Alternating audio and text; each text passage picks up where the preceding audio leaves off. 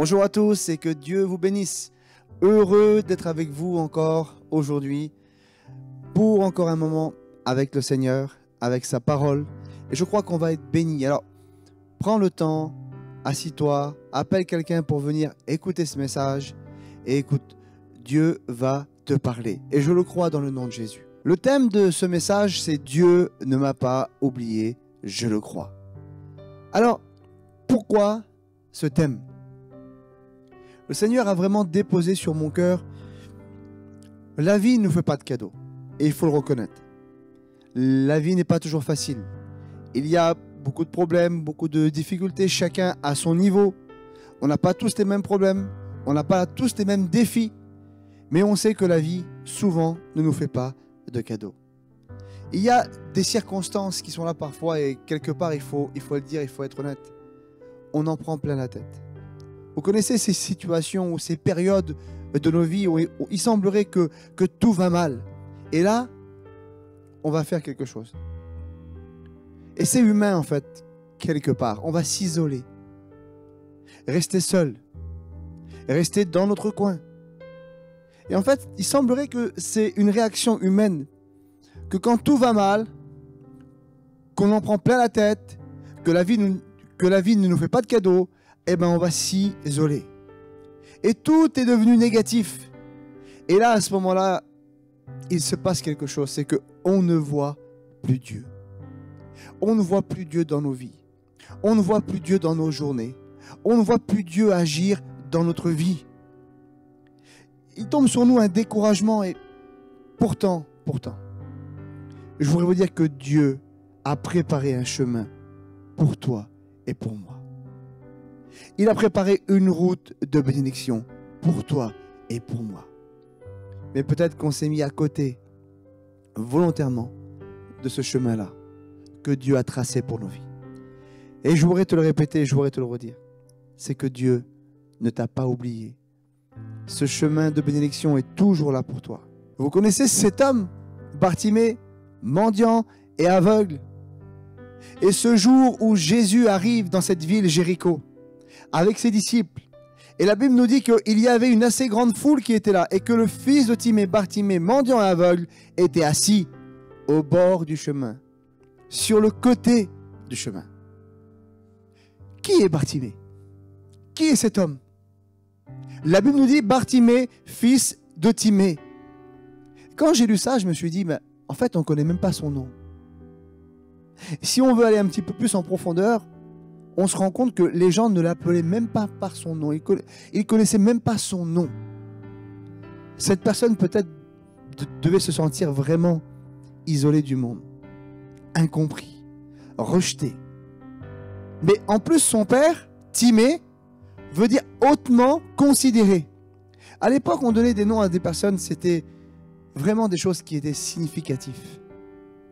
Son père était hautement considéré. Qu'est-ce que le fils de quelqu'un d'autrement considéré fait au bord du chemin, mendiant et aveugle? Qu'est-ce qui s'est passé?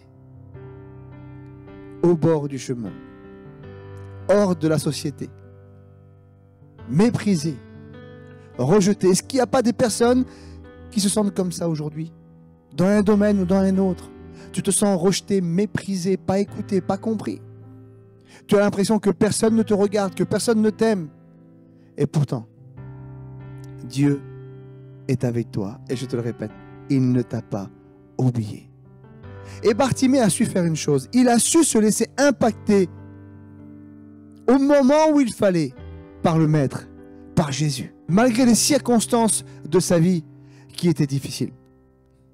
Alors, je voudrais qu'on voit ensemble les défis que cela implique et comment Dieu veut intervenir dans ta vie aujourd'hui pour nous sortir de nos situations et nous ramener sur son chemin à lui. Un chemin de bénédiction. Alors mon premier point, et je voudrais que tu entendes bien et que tu écoutes bien ce point-là, c'est ne laisse pas passer Jésus. Oh oui, ne laisse pas passer Jésus. Combien de temps? Ça fait combien de temps que Bartimée est dans cette situation? Alors, je voudrais refaire un petit historique. À l'époque, Jésus allait de village en village, de ville en ville. Il guérissait des malades, il apportait l'évangile. Des personnes étaient bénies, guéries, délivrées. Et en fait, à ce moment-là, Jésus, il est parti jusqu'à Capernaum, d'accord? Et donc, toutes les personnes qui étaient guéries, délivrées ou qui avaient fait une expérience avec le Christ, ils partaient de Capernaum et ils voulaient aller où? Ils voulaient aller à Jérusalem. Pourquoi? Parce qu'à l'époque, les infirmes n'avaient pas le droit d'aller dans le temple à Jérusalem. Et à ce moment-là, quand ces personnes étaient guéries, la première chose qu'ils avaient envie de faire, c'était quoi? C'était d'aller au temple à Jérusalem. Et du coup, qu'est-ce qu'ils faisaient? Pour aller à Jérusalem en partant de Capernaum, il faut passer à Jéricho, c'est la route, c'est le chemin, pour aller ensuite à Jérusalem. Ça veut dire que toutes les personnes qui étaient guéries par Jésus, pratiquement, passaient par cette ville, Jéricho. Et je me suis imaginé toutes ces personnes qui devaient passer devant ce Bartimée et les petites discussions de couloir. J'étais à Capernaum. J'ai rencontré Jésus. J'étais infirme, j'étais malade. Et Jésus m'a guéri. Et je me suis imaginé ce Bartimée. Peut-être que, à force d'entendre toutes les bénédictions des autres, d'entendre toutes les fois où des personnes avaient dit « J'ai été guéri, Jésus m'a délivré, Jésus m'a touché, Jésus m'a béni », peut-être que Bartimée a pu se dire « Et moi alors? C'est quand que Dieu agit dans ma vie? C'est quand que Dieu vient toucher ma vie? C'est quand que Dieu vient me guérir? Tu m'as oublié, Seigneur. Tu m'as oublié. C'est quand que tu viens intervenir et faire le miracle pour moi? Tu m'as oublié. » Et parfois, vous savez, on est tellement aveuglés par nos problèmes qu'il y a longtemps que Dieu nous a parlé, mais on n'a rien vu. Qu'il y a longtemps que Dieu est venu, nous a tendu la main, mais on ne l'a pas compris. Et vous savez, toutes les prédications que tu as entendues, toutes les fois où des frères et des sœurs sont venus vers toi te tendre la main avec une parole du Seigneur, toutes les fois où tu as entendu un message d'encouragement sur Instagram, Facebook, YouTube, toutes ces fois-là où tu n'as pas vu que Dieu était en train de t'encourager, de te parler, toutes les fois où tu as lu la parole de Dieu et où tu n'as pas discerné que Dieu était en train de te parler. Vous savez, si on ouvrirait nos yeux spirituels, on verrait toutes les fois où on a laissé passer sa main d'amour, sa main de grâce. On est passé à côté sans la voir et sans prendre conscience de la richesse qui était là, juste à côté de nous. Pourquoi? Parce que on était plus centré sur nous-mêmes, sur ce qu'on était en train de vivre, que sur Dieu et sur la solution. Alors, oui, tu connais Jésus. Tu es chrétien, tu es chrétienne, tu lui appartiens, je ne sais pas depuis combien de temps. Mais le problème, c'est que tu vois ton problème plus grand que lui. Et quelque part au fond de toi, je ne sais même pas si tu es convaincu qu'il est capable de régler ce problème dans ta vie. Et tu vas finir par penser en fait que même Dieu n'a pas envie de régler ce problème dans ta vie. Tellement que l'ennemi est venu à un moment donné, c'est profond. Il arrive à s'immiscer dans nos pensées. Et c'est comme si il plante une semence d'incrédulité. Et on ne croit plus en rien. Pour nous, du moins. On ne voit plus de possibilités. Tout est négatif. Et c'est là, en fait, quelque part que on a besoin d'une réaction, mes frères et sœurs. On a besoin de réagir. Et c'est ce que Bartimée a fait. Voilà ce que Bartimée a fait. Au verset 47, écoutez ce qu'il dit. Il entendit que c'était Jésus de Nazareth. Et il se mit à crier, « Fils de David, aie pitié de moi. » Il a entendu que c'était Jésus. Vous savez quoi? Il s'est rappelé à ce moment-là. Il s'est rappelé de toutes ces personnes, je pense, qui étaient passées devant lui et qui disaient, « Jésus m'a guéri. Jésus m'a délivré. Jésus m'a sauvé. » Et je pense qu'il serait peut-être temps que tu te rappelles ce que Dieu a fait pour toi.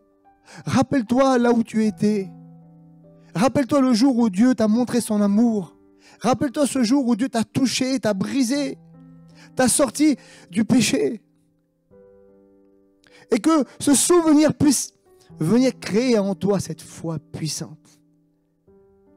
Seigneur, fils de David, aie pitié de moi. Quand il a entendu que c'était lui, il comprit qu'il y avait là le chemin pour sortir de son problème. On le sait, on le prêche, on le dit, on l'annonce. On est même capable de le dire aux autres. Jésus est le chemin, la vérité et la vie. Et pourtant, pour nous, parfois, on n'arrive pas à trouver un chemin en Jésus. C'est parce qu'on a besoin que les écailles de nos yeux tombent pour le voir avec une vision véritablement spirituelle. Ne laisse pas passer ce Jésus qui est une grande valeur dans ta vie. Rappelle-toi de cette valeur. Rappelle-toi pleinement qu'il t'aime et qu'il veut t'accompagner à chaque jour et qu'aujourd'hui, il veut te sortir de ta situation. Il ne t'a pas oublié. Je te le répète, crois-le. Et dans les mots de Bartimée, on comprend tout de suite. En fait, on comprend qu'il y a vraiment un réveil qui est là spirituel. Fils de David, aie pitié de moi. Il y a un voile qui tombe, il n'y a plus de peur. Pourquoi je dis qu'il n'y a plus de peur? Il est en train de dire, devant tous les Juifs, il y avait peut-être des sacrificateurs, des scribes qui étaient là. Fils de David, aie pitié de moi. Quand on dit fils de David, ça veut dire qu'il était en train de reconnaître Jésus comme le Messie. Devant tous ceux qui ne pouvaient pas le reconnaître, lui, il le reconnaît. Jésus est le Messie. Il est en train de dire, arrêtez, c'est le seul qui est capable de faire quelque chose pour moi. Rien d'autre. Les gens qui passent devant moi pour me donner une petite pièce ne peuvent rien faire pour moi. Les gens qui passent devant moi essayant de me faire une petite tape sur l'épaule ne peuvent rien faire pour moi. Ma famille ne peut rien faire pour moi. Mes amis ne peuvent rien faire pour moi. Mais lui, Jésus, fils de David, c'est lui le Messie. C'est lui mon sauveur. C'est lui qui peut tout. Et au verset 48, il dit, plusieurs le reprenaient pour le faire taire. Mais il criait beaucoup plus fort, fils de David, aie pitié de moi. Et je sais ce que tu vas me dire. Tu vas me dire à chaque fois que je fais un pas, un effort, que j'essaye d'avancer vers Jésus, que j'essaye d'avancer vers Dieu, eh bien il semblerait qu'à ce moment-là, il y a un obstacle qui vient, un problème, une difficulté, une épreuve, une maladie, un problème familial, et ça n'arrête pas, ça n'arrête pas et ça n'arrête pas. Ben, je voudrais te dire une chose, crie plus fort. Crie plus fort que ton problème. Crie plus fort que ta situation. Et rappelle-toi qui est ton Dieu. Rappelle-toi que le Créateur, celui qui a créé toutes choses, est celui qui est avec toi tous les jours, jusqu'à la fin du monde. Il ne t'a pas oublié. Tu dois crier plus fort que ce que tu vois, que ce que tu entends. Cet homme de Dieu qui a dit ça un jour, et c'était merveilleux, il dit la parole de Dieu est plus vraie que ce que je vois, est plus vraie que ce que j'entends, est plus vrai que ce que je ressens. Et c'est vraiment ça que tu dois adopter aujourd'hui. Croire que Dieu est avec toi, croire en la parole de Dieu, croire dans ce que Dieu a dit. Je voudrais vous raconter une histoire d'un SDF qui était aux États-Unis. Cet homme vivait dans la rue, pas de toit, pas d'argent. Et pendant des années, il a vécu comme ça, dans la misère. Et il y a eu un hiver qui était vraiment très rude, très difficile. Il neigeait, les températures étaient très basses. Il n'avait pas de quoi vraiment se mettre à l'abri. Et dans cet hiver-là, cet homme est décédé. Et l'histoire nous dit que quelque temps après, on a appris que cet homme était l'un des héritiers directs de Huguette Clark. Je crois que c'était un héritage qui s'élevait à plus de 1 milliard, je ne sais plus, ou peut-être un peu moins. Et ça devait être partagé entre plusieurs héritiers. Et en fait, je me suis rendu compte d'une chose, c'est que cet homme a vécu toute sa vie en étant milliardaire, la possibilité d'avoir une maison, la possibilité d'avoir un foyer, une famille, et pourtant, il est décédé en tant qu'SDF dans la rue en plein hiver. Et je me suis dit, qu'est-ce qui s'est passé? Qu'est-ce qui s'est passé dans cette famille? Qu'est-ce qui s'est passé pour que cet homme soit éloigné de son héritage, éloigné de ce qui était à lui? Qu'est-ce qui s'est passé pour que cette personne passe à côté de ce qui avait de la valeur pour lui? Et je voudrais te poser cette question. Qu'est-ce qui s'est passé dans ta vie pour qu'aujourd'hui tu puisses laisser passer Jésus devant toi? Laisser passer la bénédiction. Alors, je voudrais que tu ne fasses pas comme ce SDF. Que tu ne finisses pas ta vie comme tu la vis aujourd'hui. Mais que tu prennes conscience. Moi, je sais qui je suis. Je suis un héritier. Oui, j'ai un héritage qui m'appartient. Et je ne le laisserai pas parce qu'il m'appartient. Seigneur, tu me tends la main, je la prends. Je saisis mon héritage. Je saisis ce qui est à moi. Je prends conscience que Dieu est la ressource qu'il me faut pour résoudre tous mes problèmes, pour m'accompagner spirituellement dans ma vie avec Dieu, dans ce qu'il a prévu pour moi. Et je crois qu'il m'aime et qu'il croit en moi. Alors je t'invite vraiment. Mon premier point, c'était ne laisse pas passer Jésus. Et le deuxième point, c'est Jésus t'appelle à venir plus près. Oui, parce qu'avec le Seigneur, il a toujours plus pour toi. Il t'a invité aujourd'hui à ne pas laisser passer la bénédiction devant toi, mais à la saisir. Que tes pensées, que ton passé, que ta vie ne puissent pas être le moyen de laisser passer la bénédiction du Seigneur devant toi. Mais maintenant que tu as saisi ça, il veut venir plus près. Il t'appelle à venir plus près. Au verset 49 et 50, Jésus s'arrêta et dit « Appelez-le ». Ils l'appelèrent l'aveugle et lui disant « Prends courage, lève-toi, il t'appelle ». L'aveugle jeta son manteau et se leva d'un bond vers Jésus.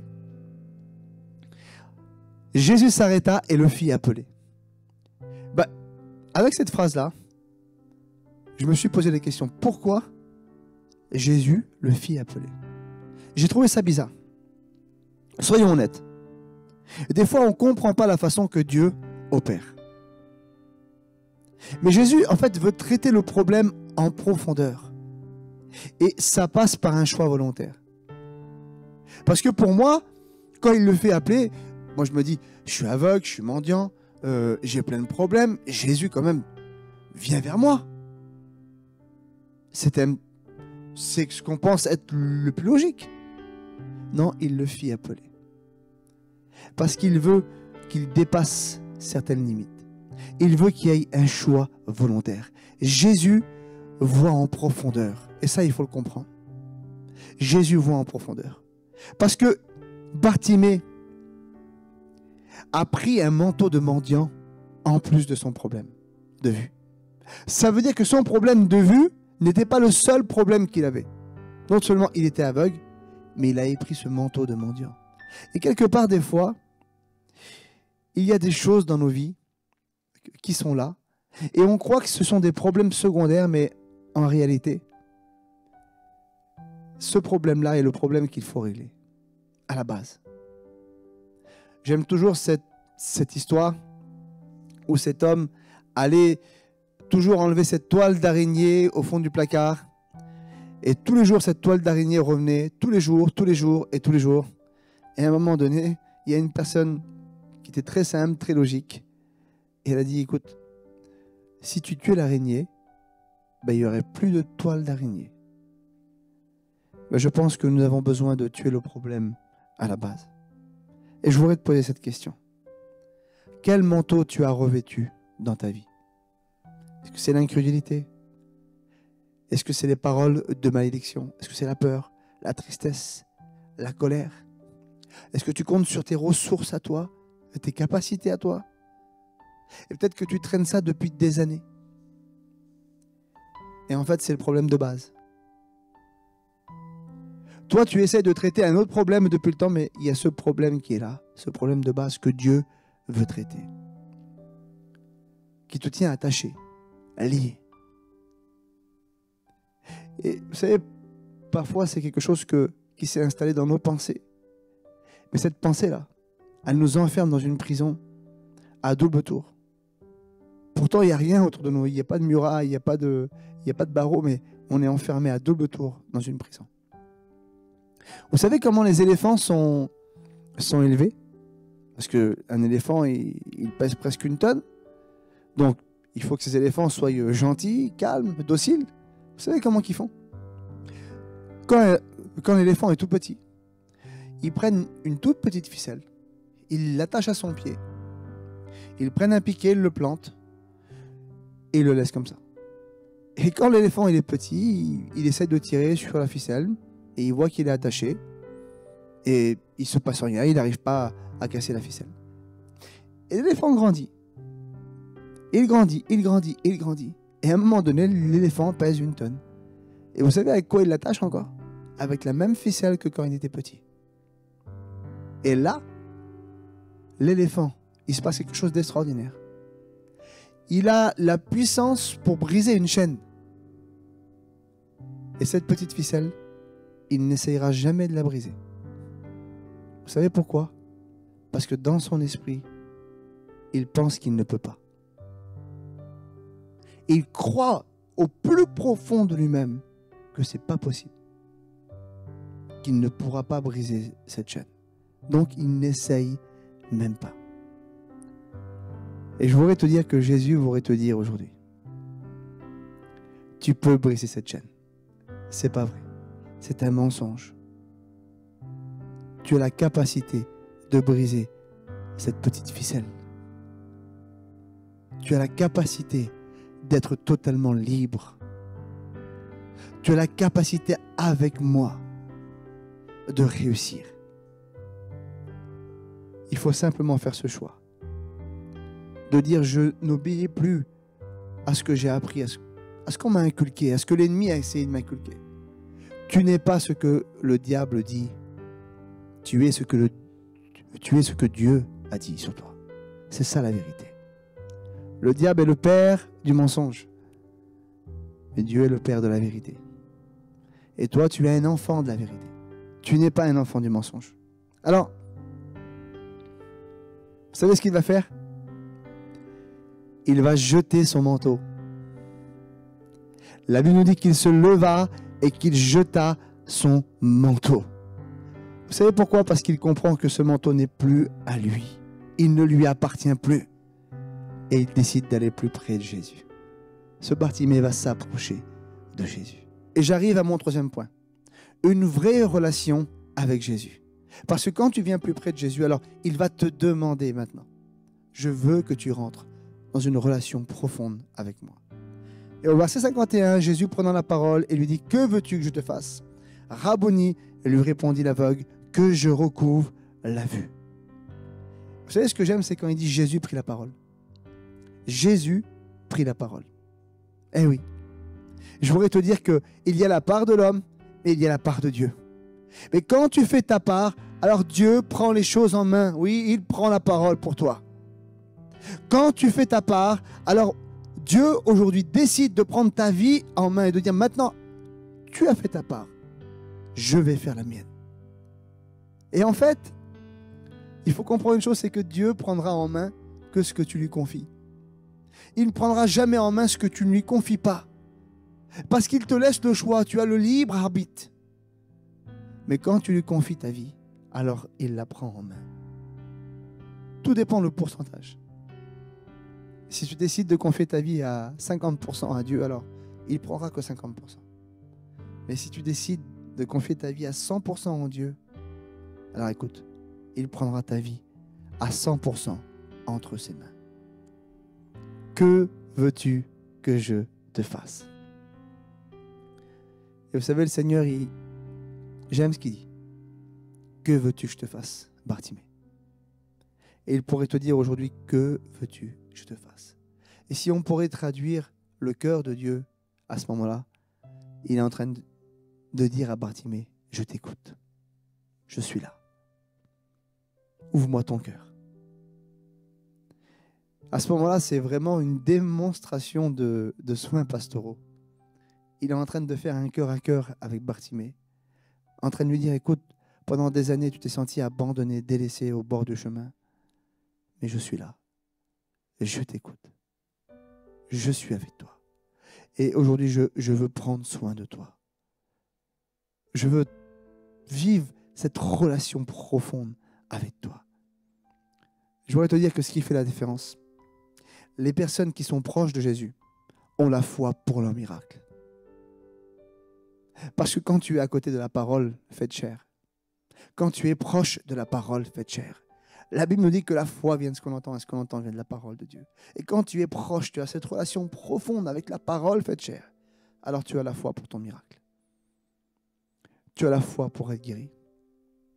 Tu as la foi pour déplacer cette montagne. Tu as la foi pour être libéré. Tu as la foi pour saisir ton héritage. Et Bartimée a compris ça. Vous savez ce qu'il va dire, Rabouni? Le terme Rabouni, c'est le mot intime pour dire maître. C'est intime, c'est mon Seigneur, mon maître. Et ce que Jésus, est en train de vivre avec Bartimée, ce que Bartimée est en train de dire, c'est tu es mon maître.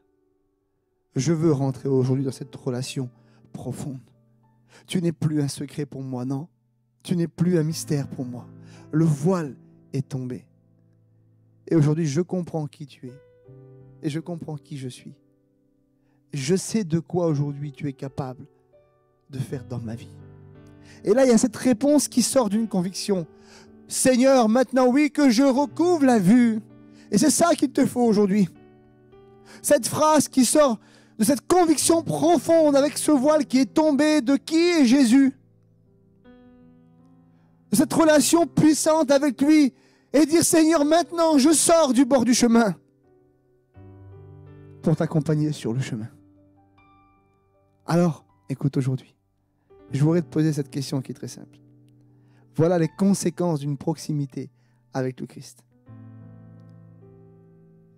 C'est vraiment un rétablissement personnel, intime et spirituel dans ta vie. Tu dis que tu n'es pas heureux aujourd'hui, c'est parce que tu as besoin de cette relation avec Jésus. Tu dis que tu ne sais plus où tu vas, que tu ne comprends plus, c'est parce que tu as besoin de cette relation avec Jésus. Tu n'arrives pas à vivre en dehors du regard des autres, de ce que les autres disent de toi, pensent de toi, c'est parce que tu as besoin de cette relation avec Jésus. Et tout dépend aujourd'hui de l'investissement que tu vas mettre dans cette relation avec le Christ. Quel investissement tu vas mettre dans cette relation avec le Christ aujourd'hui? C'est aujourd'hui que ça se joue. De ta décision.